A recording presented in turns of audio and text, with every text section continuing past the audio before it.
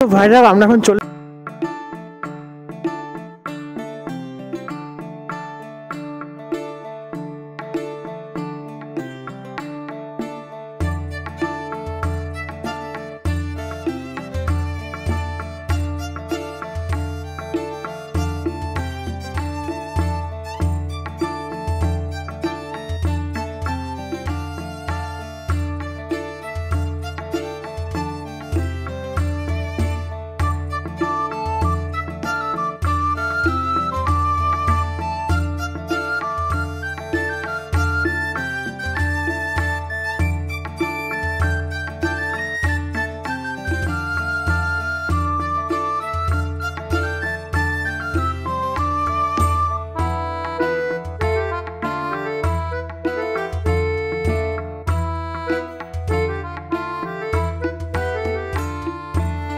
অবস্থা এবং কি চলছে ভাই সকলের চ্যানেলে আবার একটা নতুন ভিডিও তোমাদের সকলকে স্বাগত জানাই এই ভিডিওতে। আর আজকে প্রধানত যাবো হচ্ছে মুর্শিদাবাদ অনওয়েল পার্ট 4।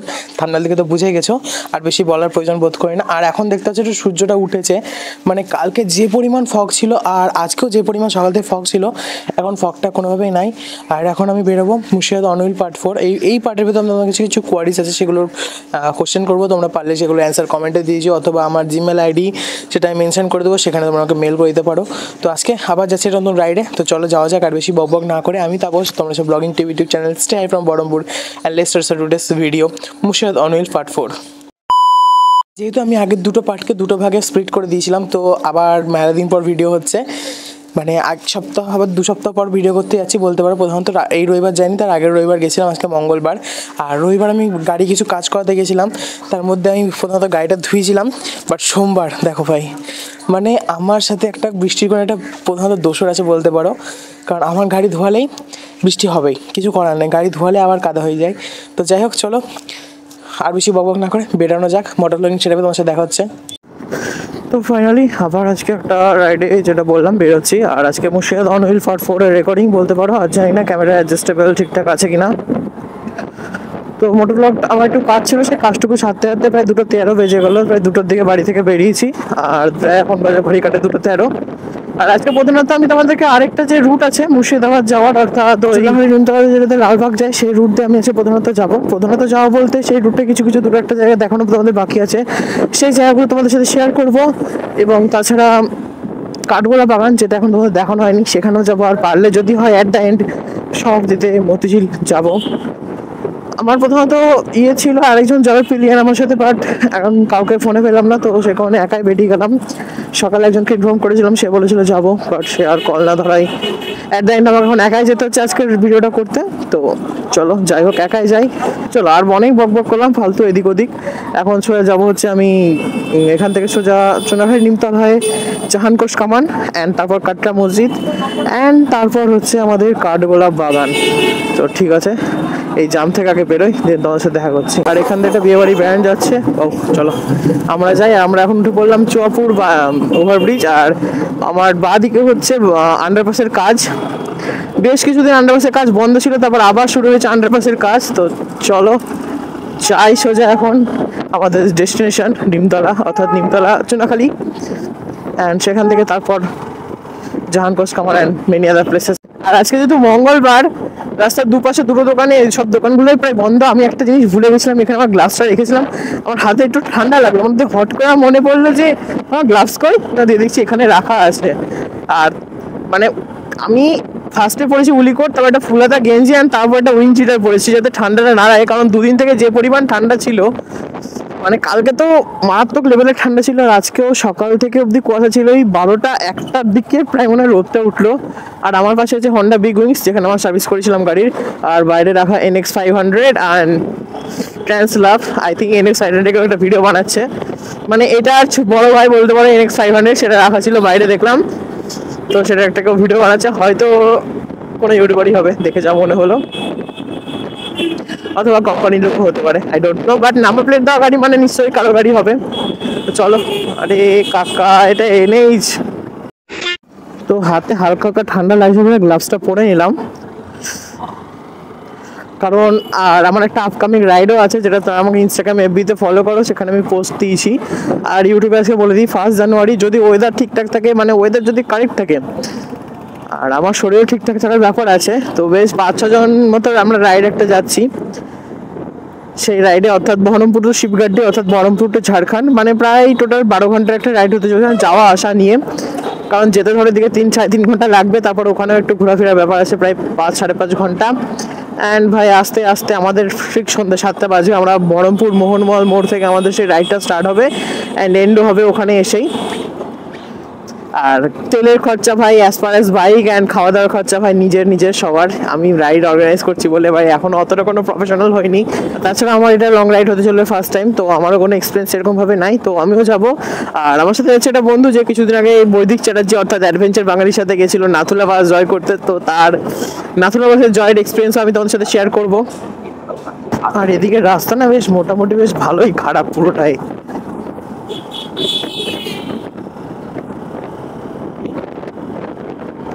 আর এদিকে অনেকটা পরিমাণে হাওয়া বইছে, জানি না আমার আওয়াজ কতটা হাওয়ার জন্য কাটছে, আশা করছি আমার আওয়াজ কেটেই যাচ্ছে, আমার যেটা মনে হচ্ছে। তোরা একটু কমেন্ট করে জানিও। চলে এসেছি হচ্ছে চুনাখালীর মোড়ে, আর আমার বাঁ দিকের রাস্তাটা যাচ্ছে হচ্ছে লালবাগ জিয়াগঞ্জ, ডান দিকের রাস্তা দৌলতাবাদ ডোমকল। তো আমরা যেমন লালবাগ জিয়াগঞ্জের রুটটা, আর এদিকে চলে গেলে হচ্ছে আমাদের দৌলতাবাদ ডোমকল, এই রুটে পড়ছে জলঙ্গি ইসলামপুর এইসব এই রুটে পড়ছে। আর আমার সামনে যে চুনাখালীর এই যে মাঠ, এখানে হয় হচ্ছে চুনাখালী সেই সবথেকে বড় দুর্গাপুজো, মানে বহরমপুরের মধ্যে একটা অন্যতম দুর্গাপুজো। মানে এখানকার প্রতিবার থিমগুলো এত সুন্দর করে, প্রতিবার আমার ভিডিওতে তোমরা দেখতে পাও, এবারও তোমাদেরকে দেখেছিলাম।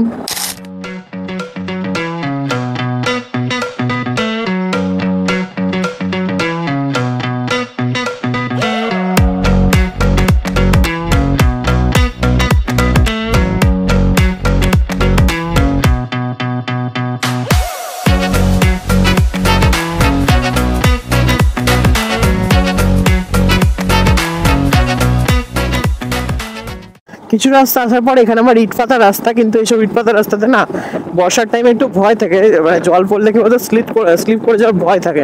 আর আমি তোমাদেরকে বলছিলাম আমার একটা কোয়ারিজ আছে, সেটা হচ্ছে কি যে আমি এই মান্থে গোপ্রো পারচেস করার কথা ভাবছি, তো কলকাতায় মেট্রোপলি থেকে পারচেস করার কথা ভাবছি। তো সেখানে গিয়ে কম পড়বে নাকি আমি এখন ফ্লিপকার্টে এন্ড অফ সিজন সেল চলছে, সেখানে 24,000-এর গোপ্রো এখন 22,000, 25,000, 22,000-এ দিচ্ছে। অ্যান্ড বাকি সব এক্সেসরিজ সব কিছু আমি ফ্লিপকার্ট থেকে নিবো নাকি কলকাতায় গিয়ে নেওয়া বেটার হবে? তোমরা কাইন্ডলি একটু কমেন্ট করে জানাও, আমার জন্য এটা একটু অনেকটা হেল্পফুল হবে, যাতে আমার নেক্সট ভিডিওগুলো অত্যন্ত সুন্দর আসে, তোমরা যাতে একটা সুন্দর ভিডিও উপভোগ করতে পারো।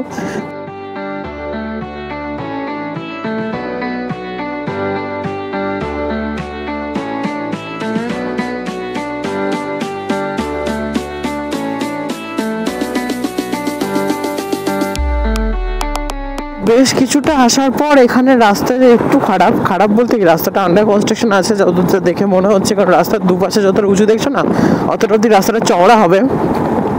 তো এটা এখন আন্ডার কনস্ট্রাকশন আছে, জানি না কতদিনে কাজ হবে, তো তখন দেখা যাবে। আর এখন মোটামুটি যতক্ষণ এত সুন্দরভাবে টেনে এলাম, আর এখন এইভাবে টানতে পারবো না গাড়ি নিয়ে, এটাই যা একটু চাপের মনে হচ্ছে। তাছাড়া চলো যাই।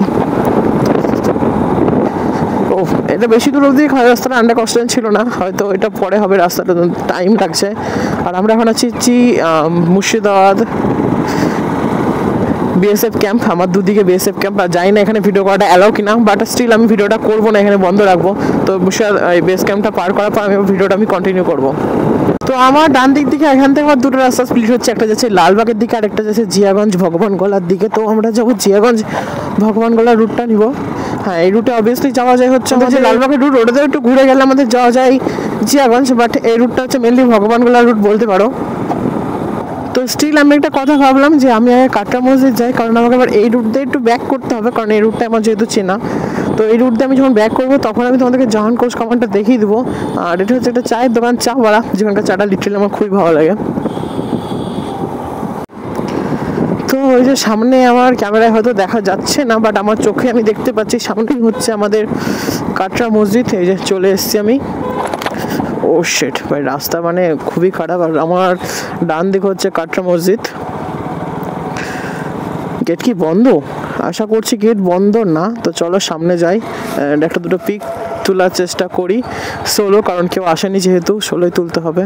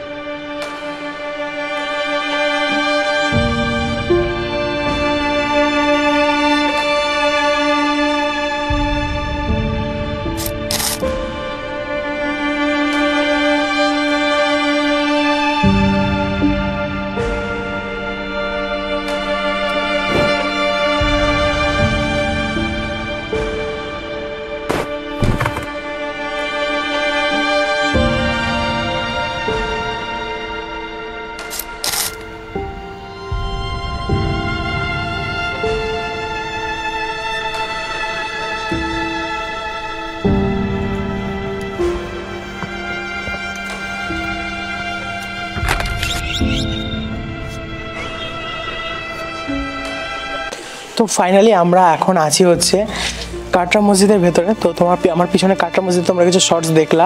অ্যান্ড কাটরা মসজিদের এই সাইডেও বেশ অনেকটা ফাঁকা জায়গা আছে, মানে এটা হচ্ছে মেনলি ব্যাক সাইড, আর ওইদিকে কিছু একটা জায়গা আছে, জানি না কি, আমি যাচ্ছি না। আর এগুলো হচ্ছে সবই সেই ঐতিহাসিক নিদর্শন।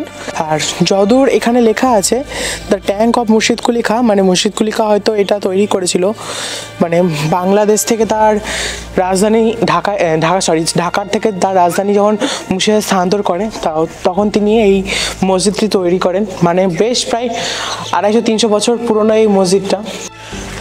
তো আমি এখানে ট্রাইপডটা লাগিয়ে বেশ কিছু ক্লিপ নিচ্ছিলাম, বাট ওখানে বললো ট্রাইপড ইউজ করা যাবে, বাট ট্রাইপড বেশি লম্বা করা যাবে না, জানি না কেন, বাট আমি লম্বা করে বেশ অনেক কটা আগে শর্টস নিয়ে নিয়েছি। তো অলরাইট, যাই হোক, আর নিচ্ছি না, ওখানে বারণ করলো আমাকে চিৎকার করে একজন। তো চলো এখন যাই হচ্ছে নেক্সট ডেস্টিনেশন আমাদের এখান থেকে জাহানকোষ কামান, অ্যান্ড তারপর তোমাদেরকে কাঠগোলা বাগানটাও শেয়ার করবো এই ভিডিওর ভিতর।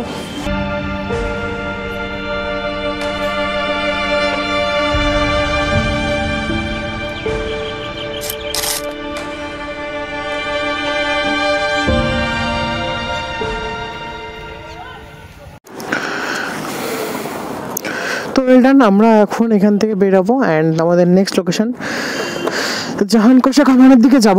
আর সামনে দেখতে হচ্ছে কাটরা মসজিদ, একটা মোড় চলে যাচ্ছে, আশা করি এই মোড়ের দিকেই হবে কোথাও জাহানকোষ কামানটা। আমি ঠিকঠাকই আসছিলাম, এই যে এখান থেকে আমাকে যেতে হবে হচ্ছে জাহানকোষ কামান তোপখানা, এইদিকে রাস্তাতে, ওই যে সামনে, আশা করছি, যাই না এখন। তো আমি মধ্যে ঠিক আছি জাহানকোষ কামান, অর্থাৎ সেই সময়কার সব থেকে মানে বৃহৎ কামান বা 17 ফুট লম্বা এই কামানটা, আর এটা তৈরি হচ্ছে অষ্টশতকে। তো সেটার ডিটেলস তোমরা এখানে জুম পজ করে পড়ে নিতে পারো, মানে পুরোপুরি এখানে লেখা আছে। 1637 খ্রিস্টাব্দে এটা তৈরি করেছিল জনার্দন কর্মকার, এটা আমিও শুনেছি আর এখানে এসে দেখেও নিলাম। অ্যান্ড এখানে ডিটেলসে সেভাবে বলার কিছু নাই, তোমরা জাস্ট এটা কিছু সিনেমাটিক এনজয় করো উইথ ব্যাকগ্রাউন্ড মিউজিক।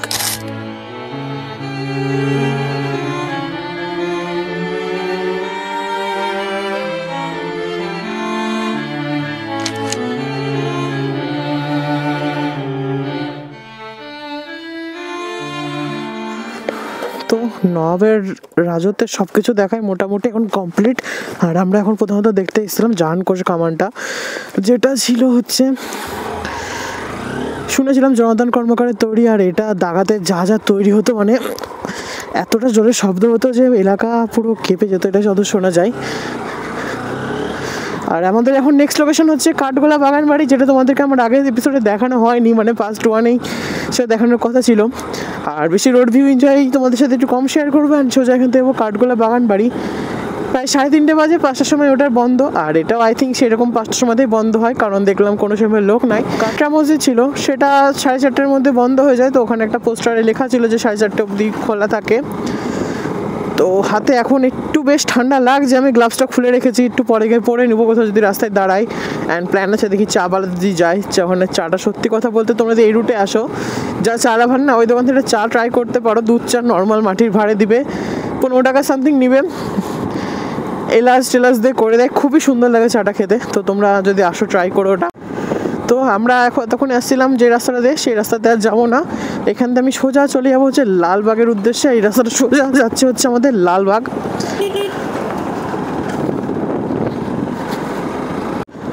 আর ডিসেম্বরে প্রায় মাঝামাঝি সময়, আজকে 10 তারিখ ডিসেম্বরের, এখনও হোটেলগুলোতে সেরকমভাবে এখনও পর্যন্ত ভিড় নাই। তো দেখতে দেখতে আমরা ভাই চলে এলাম আমাদের ডেস্টিনেশন, অর্থাৎ আমরা হাজারদুয়ারি, ডেস্টিনেশন বলা ভুল, একদম হাজারদুয়ারি প্যালেসের এই যে 1 নম্বর গেট, এটা 1 নম্বর গেট দিয়ে আমরা এখন সোজা এন্টার করবো। আর এই দেখো ঘোড়ার গাড়ি চলছে, তোমরা স্টেশনে নেমে বাস স্ট্যান্ডে নেমে সব জায়গাতে দেখতে পাবা, তো সেখানে নেমে তোমরা কন্ট্যাক্ট করে নিতে পারো।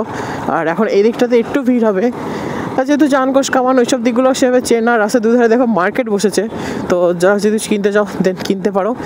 আর যারা জাহানকোষ কামান টামান এগুলো চেনে না, তারা হয়তো বেশিরভাগ সেই সব দিকে যায় না। আর রাস্তাটা না একটা পর্যটন কেন্দ্র হিসাবে খুবই ন্যারো, খুবই পরিমাণে ছোট, আর একটু চড়া হলে না রাস্তাটা সুবিধা হতো। সেই দুটো মোড় থেকে আমরা এখন চলে যাবো বাঁ দিকের রাস্তা ধরে, সরি ডান দিকের রাস্তা ধরে, কারণ বাঁ দিকটা গেলে চলে যায় আমাদের পড়বে জিয়াগঞ্জ। তারপর জগৎ সেটাই বাড়ি অ্যান্ড টম্ব অফ মির্জাফর এসবগুলো পড়বে। বাঁদিকে রাস্তা ধরে গেলে, বাট আমরা এখন নিয়ে নিচ্ছি ডান দিকের রাস্তাটা, যেটা আমাদের সোজা হবে কাঠগোলা বাগানবাড়ির উদ্দেশ্যে। তো কাঠগোলা বাগানবাড়ি জানি না কতক্ষণ অবধি খোলা থাকে।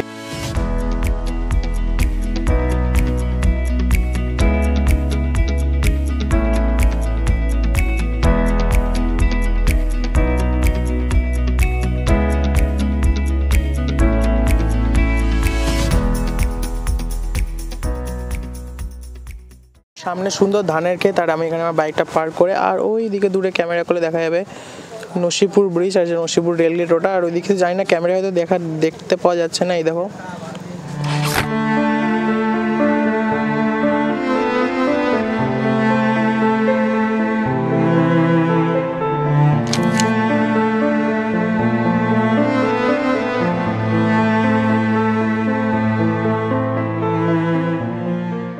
তো এখন ফাইনালি আমরা এন্টার করে গেলাম হচ্ছে কাঠগোলা বাগানবাড়ির ভেতরে। আর যেহেতু আমি ভেতরে গেছি, ভেতরে যেহেতু ভিডিও অ্যালাউ না, তো ভেতর দেখাবো না, আমি ভেতরে ঢুকবো না, তোমাদেরকে বাইরে থেকে কিছু কিছু সুন্দর শর্টস শেয়ার করবো তোমাদের সাথে। আর এই ঢুকার মোমেন্টে এই যে দুদিকে দেবদারু গাছের যে একটা বাগান আছে, দেবদারু আই থিঙ্ক এখানে একটা তেজপাতা গাছ আছে, যে বাগানটা আছে না, বেশ একটু যদি ঠান্ডার মধ্যে যদি ফগি ওয়েদার হয় না, ভীষণই ভয়ানক লাগবে, কারণ একদম স্মোকি ওয়েদার হয়ে যাবে আর চারদিকে ফগ থাকবে, একটু বেশ ঘষ্টি ওয়েদার হয়ে যাবে।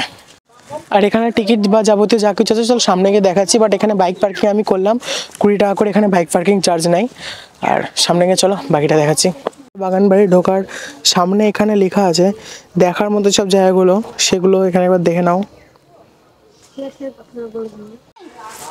চলো একটা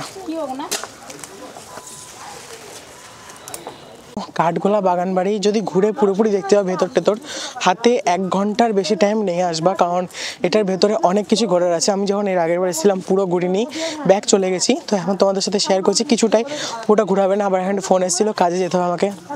এদিকে হচ্ছে মেন এন্ট্রেন্সে আসার পর আমার বাঁ দিকে পড়ছে সুড়ঙ্গ পথ, অ্যান্ড ডান দিকে হচ্ছে চিড়িয়াখানা যাওয়ার রাস্তা, মানে যেখানে পাখিটা এগুলো থাকে।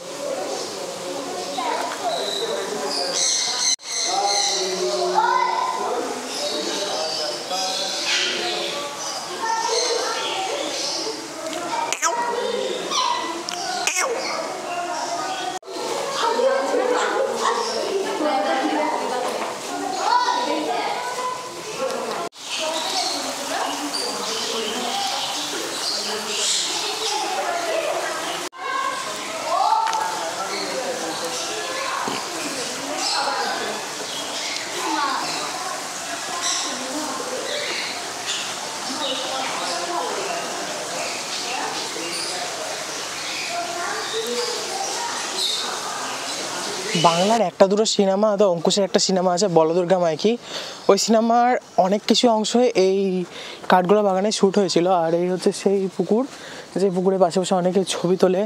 আর তোমাদেরকে চিড়িয়াখানাটা দেখালাম, যেখানে খালি পাখি আছে, ম্যাকাও, কাকাতুয়া, আরও লাভবার্ড, আরও কিছু, আর অনেক মাছ টাছ আছে। আর তার অপোজিটে যেটা দেখালাম সেটা হচ্ছে সুড়ঙ্গ পথ, যেটা দেখতে যাই না ব্লক পুরোটাই। আর আমি পুকুরের এই পাশ দিয়ে একটা রাউন্ড ঘুরে, ওই দিক দিয়ে ঘুরে তোমাদের সাথে দেখাবো কতদূর কোন দিকে কি যাওয়া যায় সেটা। আর এই যে সেই কাঠগোলা বাগান বাড়ির ঠিক সামনে এখানে একটা বেদি মতো করা আছে, হয়তো কোনো কিছু হয়। আর এই পুকুরে না বেশ বড় বড় রঙিন মাছ ছাড়া আছে, জানি না এখান থেকে দেখা যাচ্ছে কি না।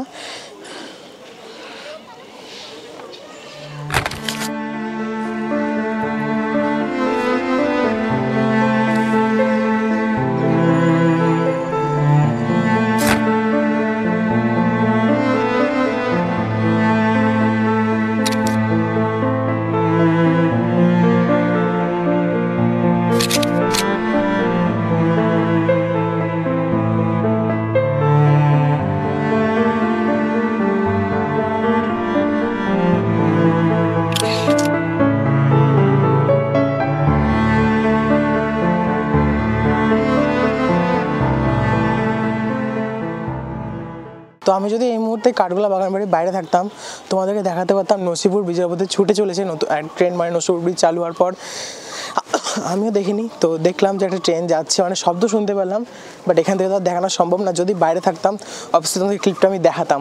তো পিছন দিকে আছে হচ্ছে আমার কাঠগোলা বাগানবাড়ি, আর সামনের দিকে গেলে আছে হচ্ছে একটা পুকুর টাইপেরই বলতে পারো। সেই পুকুরের ভেতর আছে হচ্ছে বোটিংয়ের ব্যবস্থা। তো তোমরা যদি বোটিং করতে চাও অবভিয়াসলি করতে পারো। তার সামনে এখানে হচ্ছে সেই নৃত্য মঞ্চ, আর কুয়াশা কুয়াশা হয়ে গেছে বলে ফগি ওয়েদার বলে বোঝা যাচ্ছে না।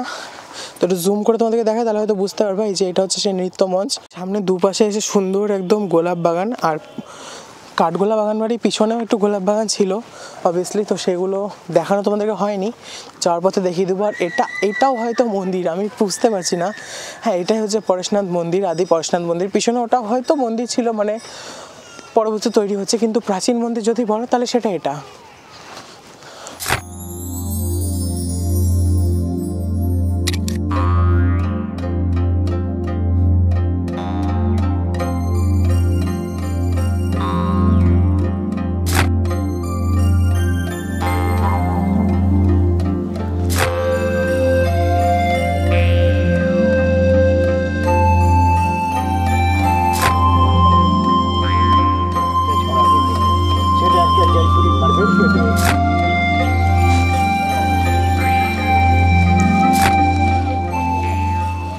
পরেশনাথের মন্দিরের মূর্তি, তো ভেতরে ক্যামেরা এলাও নাই বলে আমি বাইরে থেকে তোমাদেরকে দেখাচ্ছি এটা। আর এটা হচ্ছে সেই আদি মন্দির, মানে নবাবী আমলের এক ঐতিহ্য। তো এখানে আমি যতগুলো তোমাদেরকে জায়গা শেয়ার করলাম, সব কটা জায়গারই কোনো না কোনো একটা ঐতিহ্য আছে। তো তুমি চেষ্টা করবা যেসব জায়গাগুলোতে আছো সেসব জায়গাতে গাইড নিয়ে সেসব জায়গার জিনিসগুলো বিস্তারিতভাবে জেনে নেওয়ার, কারণ এখানে একটা ছোটো মার্বেলেরও একটা ইতিহাস আছে সত্যি কথা বলতে। তো চেষ্টা করবা গাইড নিয়ে যতটা যা জেনে নেওয়া যায়, মানে গাইডকে একদম পুরো পয়সা উসুল করে ছাড়া যাকে বলে। আর যেটা বলছিলাম, এই যে সে বজরংবলীর মূর্তি আমার সামনে, আজকে মঙ্গলবারও আছে, তো একটু প্রণাম করে যাই। চলো বজরংবলীকে।